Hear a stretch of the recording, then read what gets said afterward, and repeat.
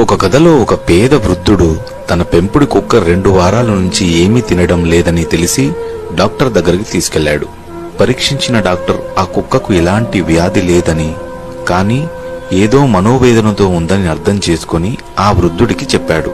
మీ కుక్కకు ఎలాంటి జబ్బు లేదు, కానీ అది మీ పరిస్థితిని చూసి బాధపడుతుంది. మీకే తినడానికి లేకపోయినా మీరు తనకు భోజనం పెడుతున్నారని భావిస్తుంది. మీరు లేవలేని స్థితిలో కూడా వెళ్లి కష్టపడుతున్నారని తల్లడిల్లిపోతుంది.